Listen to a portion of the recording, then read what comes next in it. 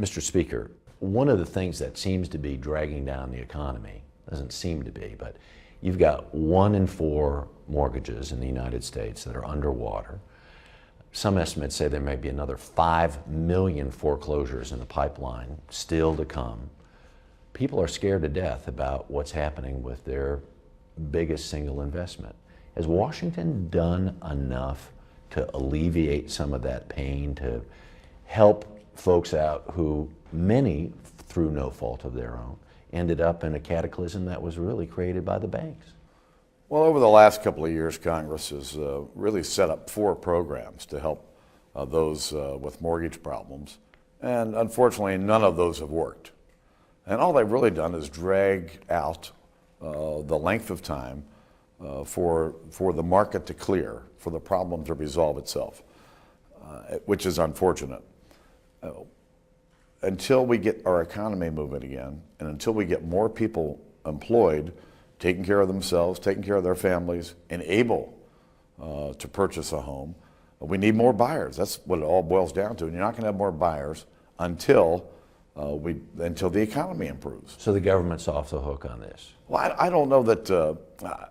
I was skeptical of these programs when they were approved. Mm-hmm. I'm even more skeptical today that there's anything the government can do to resolve these problems. Well, if I'm sitting in that situation, I'm gainfully employed, I'm maybe working 2 jobs or whatever it is, I've done what I'm supposed to do, and I look at, the banks got bailed out, they've actually paid the money back, they're making money, the CEOs are fat and happy, and I'm sitting here with an anvil over my head.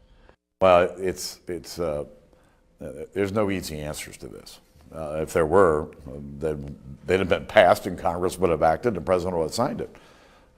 But when you look at how big the problem is, it's pretty clear to me that the sooner the market works through this process, the sooner we deal with the problem mortgages, we get those homes back on the market and sold, the sooner we get through this, the better off the country will be. I'm going to go back to something you said in the first segment. You really feel that the deficit reduction is the key to getting the job market, to lighting a fire under it? I think the debt that we have, $14.3 trillion, a budget deficit this year of $1.5 trillion, the fact that we're borrowing 42 cents for every dollar the federal government spends this year, that's hanging like a cloud over employers. They see all this deficit spending, they see this debt, and it scares them to no end. That's why economists have written to me on several occasions over the last 6 months, suggesting that if we were to cut spending and begin to address our long-term debt problem, that it would lead to a better environment for job creation in America. A couple of other subjects very quickly.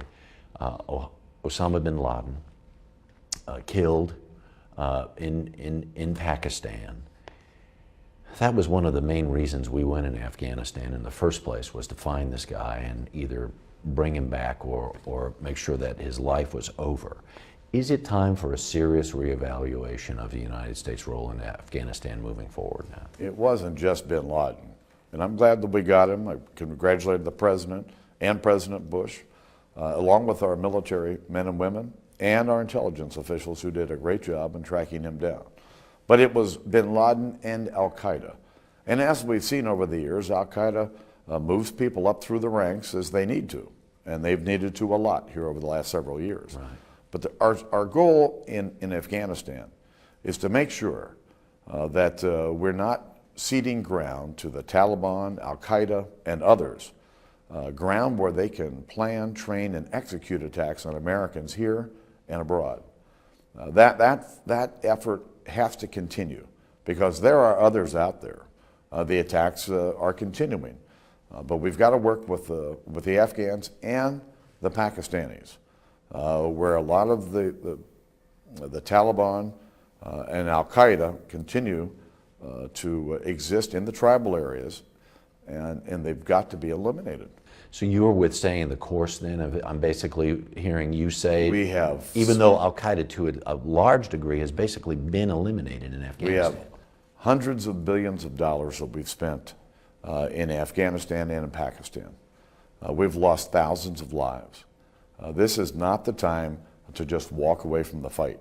We've got an awful lot invested here in lives and in Treasury, and I think that we need to make sure that we put Afghanistan on a solid foundation before we walk away from there. You said Pakistan, and we have spent, that's another place where we've spent billions going back a long, long time. Do you feel like we've gotten our money's worth? Oh, they are an important ally of the United States. And I think that at this moment in time, we should re-engage and strengthen our relationship with Pakistan, not walk away from it. This is a country with over 100 nuclear weapons. The terrorist threat to them is just as great as it is to us. And I believe that it's time that we strengthen our relationship. Let's not forget that the Pakistanis have lost more people in the fight against these terrorists than we have. But having said that, there are some real questions that remain about their relationship with us. And I think it's time to look the Pakistanis in the eye and to make sure that they have both feet in our camp. Not one foot in this camp and another foot in another camp. Mr. Speaker, we sure appreciate your time. Thank you very much. Thank you.